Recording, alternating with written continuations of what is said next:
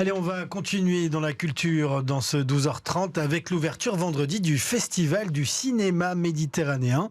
Et pour nous en parler, nous recevons Aurélie Losso. Bonjour. Bonjour. Vous êtes la coordinatrice et programmatrice du festival. Et Muriel, après les éditions 2020 et 2021 bouleversées comme tant d'autres secteurs par la pandémie, c'est un retour à la normale, avec du public, et on attend du monde. Oui, donc ça fait du bien d'avoir ce public qui va revenir enfin dans les cinémas pour ce festival. Vous attendez à peu près 10 000 personnes, c'est ça?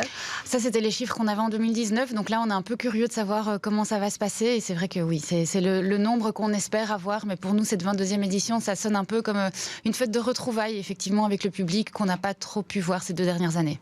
Alors, le Festival du cinéma méditerranéen, ce sont 60 films, parmi lesquels il y a une dizaine d'avant-premières et des films aussi qui ont été montrés lors de prestigieux festivals comme à Cannes, à Berlin ou à Venise. On peut peut-être parler de l'ouverture qui a lieu vendredi. Donc le film d'ouverture s'appelle Le Bleu du Caftan et celui-là est présenté donc en avant-première. C'est un film de la réalisatrice marocaine Mariam Touzani avec Loubna Zabal et Saleh Bakri. Alors c'est quoi l'histoire du Bleu du Caftan? C'est l'histoire d'un couple qui a bien besoin de son amour pour se sortir d'une situation Oui, c'est ça. difficile. Mais donc du coup, c'est un couple où elle est malade en fait, et donc ils travaillent tous les deux dans leur magasin ensemble. Donc lui est confectionneur, il fait les caftans, et elle est là à l'atelier pour l'aider. Et puis comme elle devient malade, il y a un apprenti qui va arriver, et donc c'est un peu la reconstruction. Et ce duo qui devient un trio, et de voir comment ils vont évoluer, comment ils vont faire face à la maladie, et comment ils peuvent continuer à chacun quand même évoluer et se donner de l'amour tout en prenant la maladie en compte. Et donc c'est vraiment un film qui est très fin, qui est très délicat, parce qu'on a vraiment tous ces moments, toutes ces scènes de confection avec la broderie, avec le caftan, avec ces superbes tissus qui font un peu écho aussi justement à la relation qu'ils ont tissée entre eux et cette nouvelle qu'ils sont en train de créer. Et ce sera donc une bonne entrée en matière pour ce festival du cinéma méditerranéen. Quel est l'ADN de ce festival et de cette édition, la 22e édition, cette édition particulièrement? Qu'est-ce que vous avez trouvé comme lien entre les films que vous présentez? Mais cette année, la thématique qui va un peu parcourir toute la programmation, ce sont les visages de la Méditerranée, parce que quand on fait la programmation au Mont, on se pose un peu et on prend du recul par rapport à tout ça.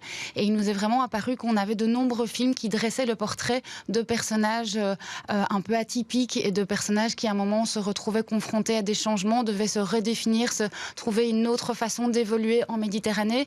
Et en même temps, grâce à ces portraits très singuliers et très particuliers, ça nous permet de dresser tout un portrait global et vraiment de voir la Méditerranée dans son ensemble. Donc c'est vraiment le fil rouge qui va traverser toute la programmation cette année. Et qui nous donne finalement le portrait de toute une région qui est en mutation?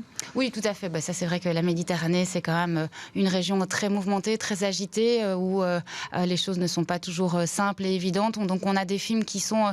ce qui est vraiment très intéressant au sein du festival, c'est qu'on a des films qui abordent des thématiques très fortes, très dures, mais en même temps, ce sont des films très solaires et très lumineux. Et donc, c'est pas parce qu'on vient voir un film avec une thématique si forte qu'on va se retrouver plombé, parce qu'on a réussi à amener toute cette joie de vivre, toute cette vivacité qui peut animer le bassin méditerranéen. Oui, et on se rend compte que les choses que les personnes et que les personnages vivent bien là-bas autour du bassin méditerranéen sont des choses que nous, on peut vivre ici aussi. Oui, effectivement. Par exemple, quand on pense à la question de la femme, c'est un combat universel, et donc c'est marqué peut-être différemment en Méditerranée, mais c'est quand même quelque chose que l'on vit très fort ici aussi. Et puis ces histoires familiales, il y a beaucoup d'histoires de migration. Quand on va sur Bruxelles, on est quand même énormément à être issus d'origines différentes et pas spécialement 100% belges. Et donc c'est ça aussi qu'on retrouve à travers ces films, qui sont vraiment du coup des choses qu'on peut retrouver en Méditerranée, mais qui nous font vivre ici à Bruxelles. Vous parlez justement d'histoire familiale, donc on peut dire qu'il y a des films en compétition. Il y aura 7 films en compétition lors du festival, mais il y a aussi toute une série de films qui sont montrés hors compétition. Oui. Et comme vous parliez d'histoire familiale, ce sera le cas de ce film Les Miens, oui. qui pourra être vu lors du festival et dont nous avons un extrait.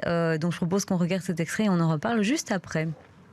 Écoute, la dernière fois qu'on s'est vu, c'est il y a 4 mois, en septembre, mais on n'a pas arrêté. Puis on est dans le boulot à fond, tu vois. Je pensais qu'après le mariage, vous alliez... Non, c'est assez ponctuel comme ça, mais les moments où on est ensemble, c'est vraiment assez intense, quoi. Pas de réponse. Oui, pas beaucoup quand même. Riyad, Oui, je crois qu'il y a un problème de connexion là. c'est-à-dire? Vas-y. Non, mais parce que je cherche un stage sur une émission de télé. Et je trouve pas de réponse, mais j'attendais ta réponse, mais je pense que... Pourquoi tu m'as pas demandé? je t'ai demandé, mais... En fait, je t'ai demandé, mais Tu devais me rappeler, t'as pas rappelé. C'est pas la première fois que ça arrive, hein. Est-ce que tu m'as laissé un message? Ouais, bien sûr, je t'ai demandé pour Nesrine. J'ai jamais eu ce message. Mais si. Bon, en fait, ce qu'il n'ose pas te dire, c'est qu'il t'a rappelé plusieurs fois, mais ni tu lui réponds et en plus tu le rappelles pas. Sam. Pour le stage? Oui, enfin, bah écoute, je sais pas, mais t'es débordé, en fait, j'aurais pas dû te déranger. Qu'est-ce que je raconte, enfin? C'est ma nièce, t'es mon frère, tu me déranges jamais. Qu'est-ce qui te fait rire? Non, mais en fait, tu te rends pas compte, je pense, Riyad. Quoi? Mais il y a quelques semaines, Moussa, il t'a fait déposer des gâteaux au bureau Non, Sam, qu'il avait ramenés du Maroc. Des pâtisseries marocaines, oui. Voilà, des très bonnes pâtisseries. Celles que tu aimes. Oui, entre autres. Oui. Et ça ne vient pas à l'idée lui laisser un petit message pour lui dire merci? Mais non, Samia. Même un enfin, SMS, tu vois, tu l'appelles. C'était trop bon, par exemple, non? Mais non, Ça mais vient il n'y a pas besoin entre frères, tu vois. Ben voilà, merci. Il n'y a pas besoin entre frères de se faire des salam alek. Toi, t'as pas envie qu'on me dise merci quand tu offres un Mais truc? pas en famille, enfin. Ah bon? Il te dit ça, mais en même temps, il était complètement déprimé. Il n'osera jamais te le dire. vrai? Riyad, il Non, osera... mais Sam, arrête, enfin, c'est pas Mais vrai. pourquoi tu lui dis pas la vérité? Non, t'exagères. Mais non, c'est pas... t'étais pas bien, t'étais super en colère, Mousse. Je me rappelle pas, voilà, c'est Je suis pas... désolé, alors, c'est le cas. Mais non. franchement. Voilà, ça peut rappeler peut-être à certains quelques dîners de famille. Voilà donc les miens, ce film de Roche Dizem avec une belle brochette d'acteurs. Ce film, il raconte l'histoire de deux frères qui ont pris des chemins très différents. Oui, tout à fait. Donc ça, c'est le film ici réalisé par Roche Dizem, mais qui est un peu un film intime et personnel parce qu'il raconte un peu l'histoire de son frère à lui, qui a eu un accident, un moment, une commotion cérébrale. Et donc, suite à cette commotion, son frère, qui était tout gentil, tout doux, commence, il a plus de filtre, quoi. Il y va, il balance tout.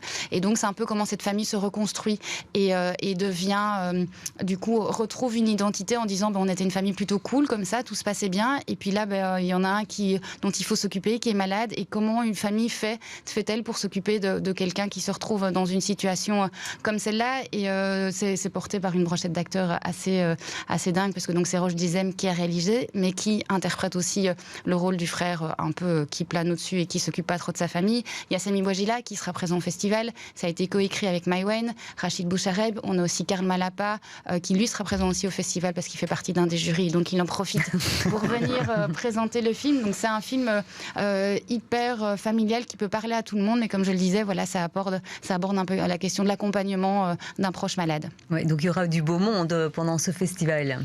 Oui, des invités venus en nombre, oui. Alors les familles et les plus jeunes, les ados ou les enfants, ne sont pas oubliés non plus. Non. Il y a une programmation Oui, familiale. c'est ça. C'est vrai que cette année, on propose 3 films familles, dont 2 films en avant-première. On a La petite bande de Pierre Salvadori, donc là, c'est à partir de 12 ans. Pour ceux qui connaissent Pierre Salvadori, c'est vraiment un réalisateur qui a des punchlines assez bien écrites. C'est vraiment un scénario de fou, et donc c'est vraiment un film. On n'a pas besoin d'être jeune pour voir ce film, même en tant qu'adulte, on rit énormément. Puis on a un autre film famille aussi, donc qui est une autre avant-première, comme La petite bande. C'est Dounia et la princesse d'Alep. C'est un film d'animation. C'est hyper coloré, c'est de la poésie, c'est de la magie. C'est vraiment une pépite à ne pas manquer. La petite bande, hein, justement, on va quand même se faire plaisir, parce que c'est vrai que quand on voit la bande-annonce, on rit déjà beaucoup.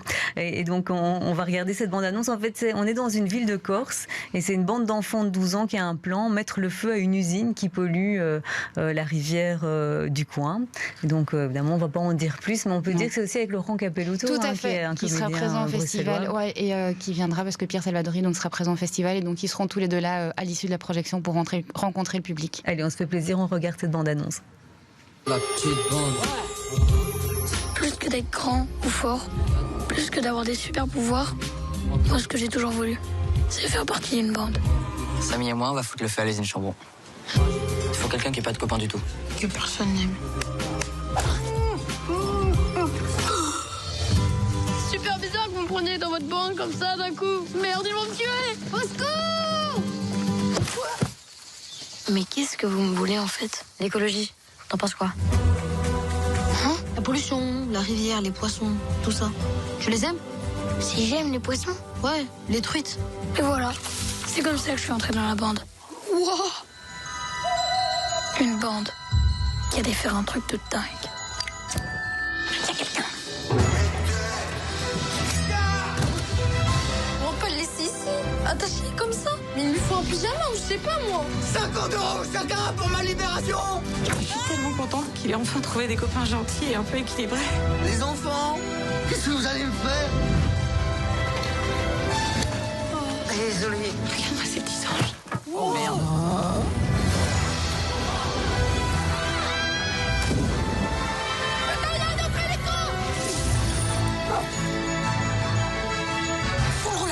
arrêter tout ça. On peut pas le garder.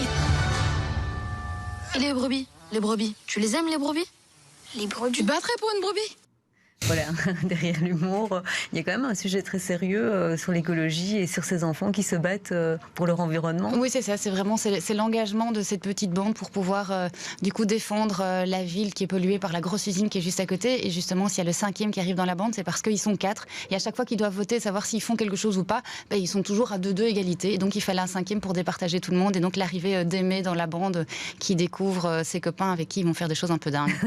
un des films d'ailleurs qui sont montrés en avant-première, et vous disiez pendant qu'on regardait la bande-annonce que vous étiez vraiment contente de l'avoir obtenu.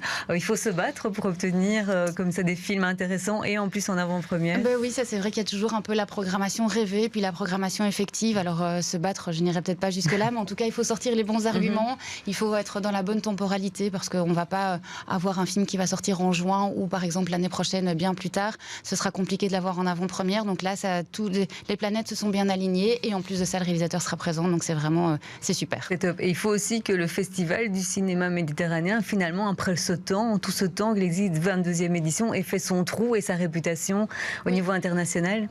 Oui, ça c'est au niveau international, ça c'est une chose, et je pense que tous les collaborateurs et collaboratrices avec lesquels on travaille savent très bien que le festival est un festival sérieux. Et puis à côté de ça, pour les distributeurs et distributrices, ils se rendent bien compte aussi qu'au Cinéma Med, on touche un public qui est quand même assez particulier, qui n'est pas toujours celui qu'on peut trouver dans les salles et qui va aller voir les films habituellement, et que donc on peut aller chercher les spectateurs vraiment à qui s'adressent certains de nos films.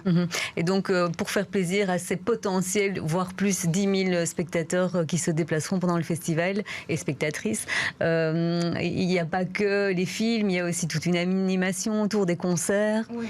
Voilà, tout à fait, c'est ce que je disais au début de l'interview, c'est qu'on est vraiment content de pouvoir retrouver nos festivaliers, nos festivalières, et de pouvoir avoir un moment de convivialité avec eux, parce que le festival, c'est un festival de cinéma, mais c'est aussi un festival qui propose la culture méditerranéenne dans son ensemble. Donc il y a des concerts, il y a des soirées, il y a un petit marché méditerranéen où on peut manger l'une ou l'autre petite chose avant ou après la projection. Il y a des ateliers de cuisine pour apprendre à faire des pâtes sartes, du henné. Il y a une séance de contes gratuite aussi à destination des enfants. Donc voilà, c'est s'adresser à tous les publics pour venir passer un moment en famille ou entre adultes et venir découvrir des films, mais aussi toute la culture méditerranéenne. Ouais. Et pour ceux qui se sont habitués aux nouvelles pratiques qui ont été liées au Covid, il y a quand même aussi moyen de participer à ce festival en ligne. Tout à fait. C'est vrai qu'on a été un peu forcé, contraint de développer ça il y a 2 ans. Donc on est présent aussi sur la plateforme Sooner. Et donc à partir du 3, donc le lendemain de l'ouverture, il y aura une bonne vingtaine de films qui seront disponibles en ligne jusqu'au 18. Donc là, on prolonge un peu le festival. Et sur la plateforme Sooner, ce sont des films qui sont présentés en exclusivité au festival, qui ne seront pas visibles après, donc il ne faut vraiment pas les rater. Voilà, on va rappeler que c'est à partir de vendredi, et c'est jusqu'au 10 décembre que j'ai ici le programme entre mes mains, qui a quand même 60 films à voir, donc il y a du choix, et ça se passe au Palace, à l'Aventure, à Beaux-Arts, au Wall et à l'Espace Mag. Et puis j'en profite alors aussi pour préciser que la semaine prochaine, Fanny Rocher et Vanessa Lhuillier recevront la réalisatrice tunisienne Seiri Erigé, je ne sais pas comment on le dit, Erige, qui est de passage à Bruxelles pour présenter le film Sous les figues. Et ça, donc, ce sera vendredi prochain qu'elle sera l'invitée du 12h30. Merci Aurélie Lesso d'avoir été notre invitée ce midi. Je rappelle que vous êtes coordinatrice et programmatrice du festival Cinéma Med.